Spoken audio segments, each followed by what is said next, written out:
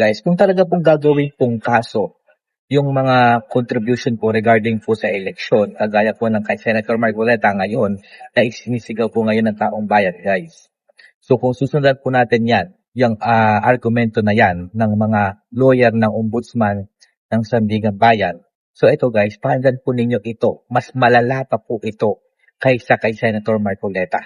Ito yung talagang example ng dapat ay indirect bribery at dapat ito yung mga dapat na kinakasuhan ng plunder. Ito guys, iisa-isahin po yan dito.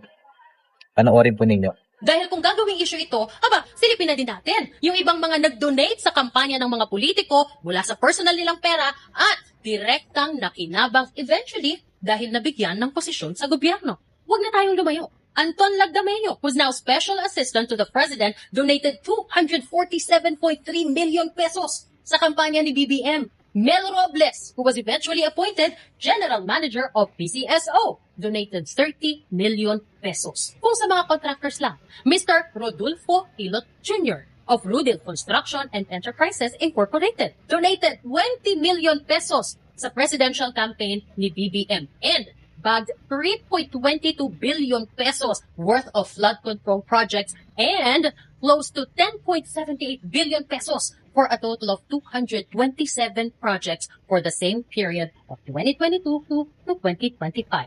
Mr. Jonathan Kirante of Kirante Construction donated 1 million pesos to BBM's presidential campaign. Between 2022 and 2025, his company bagged 76 flood control projects worth 6.77 billion pesos and an overall total of 185 projects worth 12.58 billion pesos.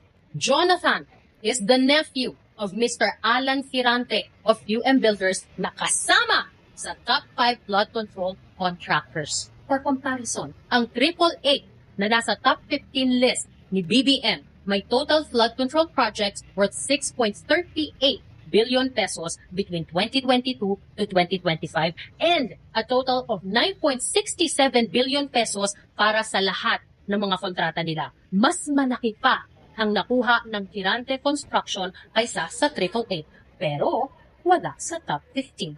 And that, of course, is a whole different matter, and it's up to you what conclusion to draw from that. I'm just presenting numbers I got from the DPWH database. But, like I said, if you are to look into one case, you should be willing to look into others. Otherwise, you cannot blame us if isipin namin na talagang politically motivated ang inquiry na ito. Not only is there nothing legally stopping Escudero's team from accepting the donation, he also declared it in his Statement of Contributions and Expenditures o SOSE. Doon pa lang, natanggal na yung element ng mali siya sa pagtanggap ng donation. I know it is in the mandate of COMELEC na i-check yung katotohanan ng mga declaration ng mga kandidato sa SOSE nila. But honestly speaking, is there really a 100% accurate and honest SOSE? Doon nga lang sa mga na-upload sa COMELEC website mismo, ang dami-dami ng kaduda-duda eh. Yung NUP, backed by Ricky Razon, 92,864 ang declared na gastos na napunta sa rent ng headquarters. Walang nakalagay dito na natanggap na donation. Sino ba? Ang mga officers ng NUP. Ronaldo Puno, Romeo Aco, and Christine Boying Remulla na ngayon ay ating ombudsman.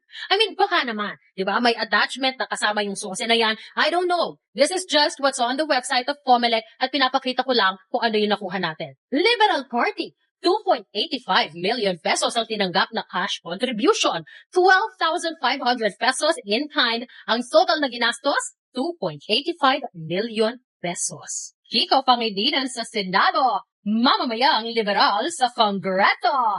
Amazing! Talo pa sila ng Kabataan Party List. 3.5 million pesos ang natanggap na cash donation. Diba? Wag ka! Ang Akbayan, founded by the most reputable political analyst today, ang napakagwapong si Ronald Llamas, listed here as a political party, not a party list, walang natanggap na donation. Pero may ginastos na 18,188,000 pesos. Again, ito lang ang naka-upload sa COMELEC website. Baka naman may mga attachment pa yan na hindi natin alam. But I don't see why it won't get reflected here. Yung mga donation na natanggap nila. But at this point, who even cares anymore? Eh, noong 2010 na, may nalista silang donor na patay na. Tapos may barangay chairman daw na nag-donate ng 500,000 pesos. Really? Na-question ba sila? No. Naparusahan ba sila? Another no. And I'm not saying dahil backer nila that time ang Aquino family, but I will say na backer nila that time ang Aquino family. Again, who cares anymore if these people lie on their sauce? Of course, we want them to be honest, but are they really? Even the holiest of them all sa Senado ngayon, one of their founders, yung pinakawalang bahid ng korupsyon at pagsisinungaling o paglilinlang, si Risa Ontiveros, has filed a questionable sauce maybe at least once in her life. And it was reported in detail by no less than PCIJ.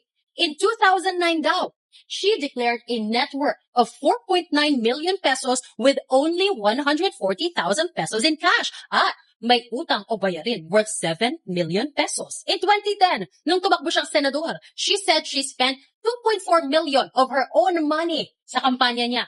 So, ibig sabihin, 2.5 million pesos na lang dapat ang net worth niya. Between 2010 and 2012, sabi ng PCIJ, she had no documented full-time employment or steady source of income. But in her 2013 SOSE, she said she spent 8.8 million pesos over her own money sa kanyang kampanya. Ibig sabihin, somehow, nakapag-produce siya ng 5.5 million pesos more than her remaining assets from 2010 without any visible income source. May attachment pa ang SOSE na yan. Di umano. Yung personal na gastos niyang yan, inutang niya from 9 individuals. 8.86 billion pesos in total. Inutang di umano sa mga kasamahan niya sa civil society that I can only assume, hindi rin naman ganun mayayaman. Nagrarally nga dahil mahirap daw sila. Diba? Walang may alam kung paano nila na-afford magpautang kay Risa. Dalawa pa daw doon, graduate students na wala namang full-time jobs. Baka naman kasi ganyan lang nila talaga kamahal si Risa. Nagmimilagro sila for her. At partida pa, single mom siya niyan with 4 children at sinugal niya talaga ang umutang ng 8.8 million pesos para sa kanyang kampanya. And why not? Baka sakaling manalo na, right? And the rest is history. I mean, look at her now. 11 years later, 11 years after niyang mangutang ng 8.8 million pesos, she is now worth 18.99 million pesos. So yeah, Comelec, pagbuhusan natin ng time and resources ang very honest sauces ng mga politiko because we could all use an inspiring success story. Sila ngayon yung nagtamasa sa kaba ng taong bayan. Sila dapat yung kinakasuhan, guys, di ba? Pero ano pong nangyayari ngayon? Sila yung sitting pretty. Sila yung walang kaso. Sila yung ang sarap ng buhay. Pero yung mga pumuusik sa mga magnanakaw, ito yung silang kinakasuhan. Ito yung pilit kinakasuhan at gustong hulihin. So ito ba yung gusto ninyong gobyerno para sa atin? Comment naman po kayo dito, guys. Please follow, like, and share naman po. Thank you.